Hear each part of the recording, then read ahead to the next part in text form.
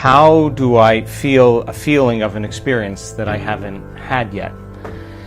Well, think about this. The number one feeling that we feel when our life begins to change, or we begin to have feedback from our environment that what we're doing inside of us is producing an effect outside of us, the most common emotion that we feel is a love for life, a joy for existence, grateful. There's a real deep sense of gratitude. Now think about the emotional signature of gratitude. The emotional signature of gratitude means that something has already happened. When you receive something, or when you're given something, or you are in the process of receiving or have received it, you give thanks. So the moment you start feeling this emotion of appreciation and thankfulness, you will automatically say thank you, which means I've just received something. I'm acknowledging that I'm receiving it from you. So most people live their lives waiting for something outside of them to change how they feel inside of them. They're waiting for their new relationship.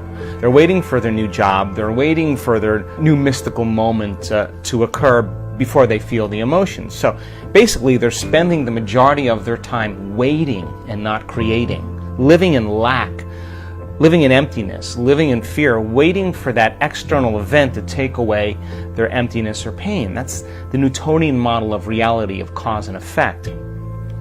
Turns out, though, the moment you're feeling that lack, you tend to try harder and force and control and try to predict or manipulate the outer world, because you're doing everything you can, because you're experiencing a separation or polarity from what you want.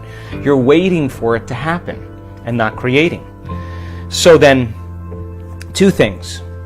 When you combine a clear intention with an elevated emotion, a heart-centered emotion, not the emotions of survival that are anger and hostility and aggression and competition or hatred or envy or jealousy or insecurity or fear or anxiety or pain or suffering or guilt or shame. Those are derived from the hormones of stress.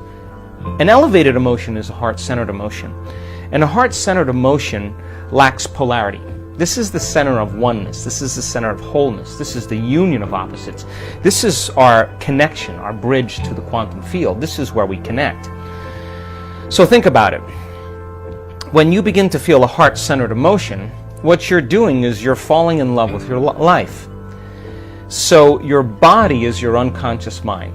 It does not know the difference between an experience that creates an emotion and an emotion that you're creating by thought alone. Your body is believing it's living in that future reality in the present moment. Now think about this. The latest research on genes says the environment signals the gene. Well, the end product of an experience in the environment is called an emotion. So when you begin to embrace the emotion ahead of the actual experience, you're signaling the gene ahead of the environment. And now you're beginning to instruct and select new genes that make new proteins. And proteins are responsible for the structure and function of your body. So you're literally becoming your dream. You're literally becoming it. So when you feel that emotion, you tend to be less interested in looking around outside of you of how it's going to happen. If you're walking around conditioning your body every day to feel that emotion, that you're in love with yourself and you're in love with life and you're worthy to receive and you're open and you're inspired and you're optimistic and you're enthusiastic and you're feeling that emotion, you feel like your future has already happened. So you're less likely to feel lack or separation. Now think about this. Point number 2. Once energy makes it to this center and you feel gratitude, that center begins to produce a measurable magnetic field. That's a frequency, that's energy, and all frequency carries information. So now you can lay the thought of your new relationship on that frequency, and now you're broadcasting a whole new electromagnetic signature into the field. So then the longer you're conscious of that energy, the more you're calling your future to you. When this center is opened up, you're connected to the quantum field. So now you don't have to go anywhere to get it, to try to force it or control it or predict it. In fact, you're the magnet. You're collapsing time and space, and the event is being drawn to you, and it comes in synchronicities and serendipities and coincidences, opportunities. Now the antithesis is also true. The moment you feel angry because you're in traffic, the moment you judge your coworker because all of a sudden they push an emotional button, the moment you feel sorry for yourself, victimized or self-pity, you're now emitting a different energy. In fact, you're back to the energy of your past and you just disconnected from your future.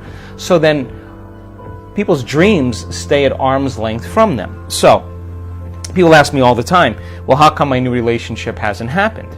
And I tell them the same thing. Take out a piece of paper and write down everything you want in a new relationship and then become that person. Because the question fundamentally is, would you go out with you? So if the answer is you're starting to love yourself so much that you no longer need another person, or you're no longer in lack, then you magnetize an equal. It just happens as a side effect. And it doesn't happen in ways that you can predict. It happens in different ways. So, the emotions of gratitude, appreciation, thankfulness, a love for life, a joy for existence, worthy to receive, inspired and enthusiastic to be alive, looking forward and in excitement and anticipation to the unknown, staying in that energy without analyzing. That's the energy that allows the unknown to begin to occur. So what you're doing is you're teaching your body emotionally what that future feels like. And when you're in a state of gratitude, you're in the perfect state to receive the fruits of your efforts.